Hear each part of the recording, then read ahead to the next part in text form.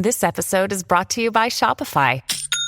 Forget the frustration of picking commerce platforms when you switch your business to Shopify, the global commerce platform that supercharges your selling wherever you sell. With Shopify, you'll harness the same intuitive features, trusted apps, and powerful analytics used by the world's leading brands. Sign up today for your $1 per month trial period at shopify.com/tech, all lowercase. That's shopify.com/tech.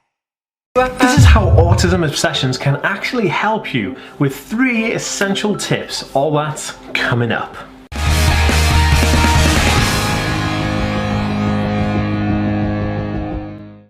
Hey guys, welcome back to the Ask Me World. My name is Dan. I have autism, ADHD, OCD and dyslexia, and I make weekly videos all about this type of content. So if you're new around here and you'd like to learn more about that, remember to hit the subscribe button by clicking that notification bell down below. And if you're watching over on Facebook, be sure to give this page a follow. And if you're watching on Instagram, make sure to give this account a follow to see more autism content. Guys, what is going on? Welcome back to the place where we think differently daily. What's up, different thinkers? My name is Dan. And today I'm doing a video all about autism obsessions and how it's a good thing that can absolutely help you so much.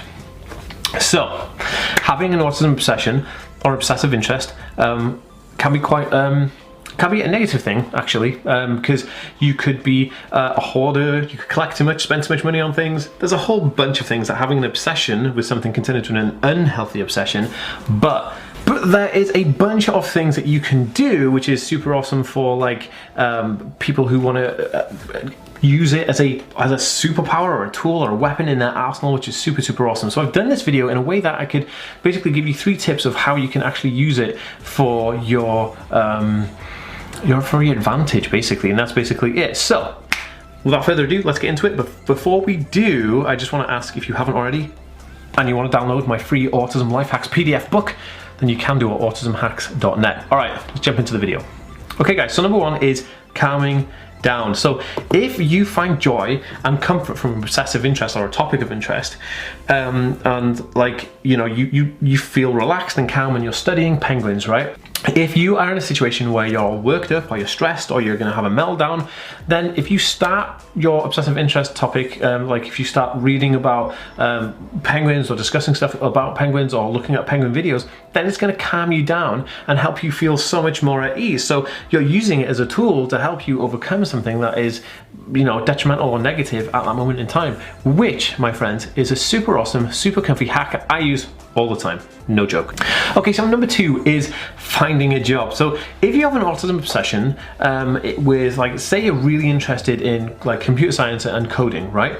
Then you could potentially become a knowledge base on that subject and be really good at it, which would give you a really good leeway to go for a job interview and potentially getting a position in a company if you're really good at a certain thing that the company really needs, which I think is really awesome, because, you know, people with obsessive interests and topics become kind of like the master in what they really enjoy, or a master in what they like, which is the thing that they love. You know, you could be like a game kind of like whiz kid, and then you could get a job with a gaming company because you'd be like a knowledge base more so than anybody else, which is just absolutely fantastic. So on that, let's move on to tip number 3. So tip number 3 here is making friends. Now, one of the biggest struggles I feel like people on the autism spectrum do have is finding friends and making friends.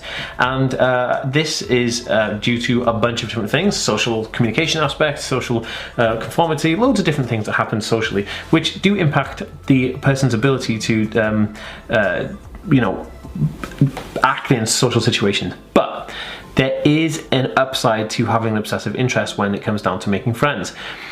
If you are interested in a certain topic, then you can go and find friends within that certain topic. So basically, if I'm interested in Star Trek, I can go to Star Trek forums, Star Trek conventions, spark conversations, and discuss those things, because the people who will find you interesting, because they will know that you are interested in the same things that they're interested in, but you're like a knowledge base, like a wealth of knowledge in it, which is super dope. Like, everybody's going to be like, whoa, this person knows all the stuff about Star Trek, and like now we're like going to be BFFs forever, which is super dope. So you can see how you can turn obsessive interest from being something that people kind of go, oh my goodness, they're holding the house with all this junk, to being something like, whoa, now you've used it as a superpower in your arsenal because you're awesome, and you've done it. You beat the system. Guys, if you have anything to add, pop it in a comment. I'd love to read them all.